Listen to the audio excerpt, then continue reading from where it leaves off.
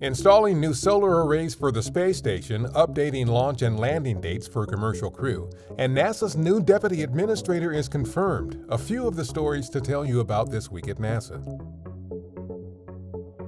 On June 16th, NASA's Shane Kimbrough and European Space Agency astronaut Thomas Pesquet ventured outside the International Space Station for a spacewalk to install the first of 6 new solar arrays that will help the existing arrays power the station. On June 20th, the pair is back outside to install the second array, with the other 4 being installed at a later date. NASA and SpaceX have adjusted target launch and return dates for upcoming commercial crew missions to and from the International Space Station.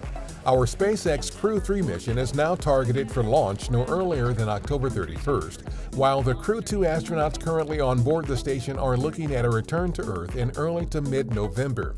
The next crew rotation mission beyond that is targeted for no earlier than mid-April 2022.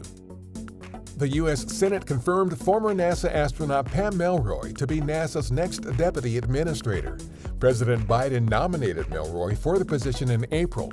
She is a veteran of 3 space flights, has more than 38 days in space, and is one of only 2 women to command a space shuttle. During a June 15th Senate hearing on the President's budget request for NASA, our Administrator Bill Nelson discussed how the budget will help America maintain its leadership role in space exploration. He also talked about the importance of the funding to STEM education initiatives, through which NASA can continue to recruit and maintain a diverse workforce, which has been key to the agency's success. We are being very mindful to diversify.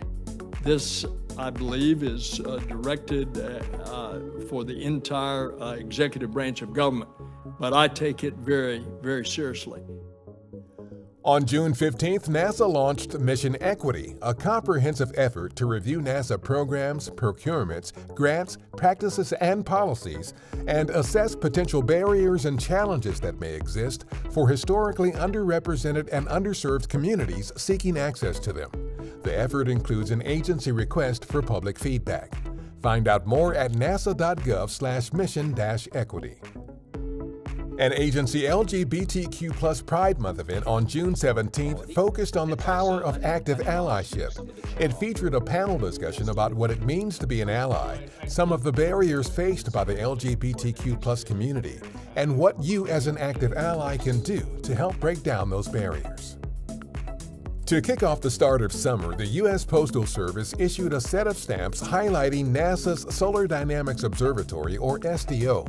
The Sun Science stamps celebrate over a decade of sun watching for SDO. The mission helps researchers study and track regular solar activity like solar flares and coronal mass ejections, which can impact technology and life on and near Earth.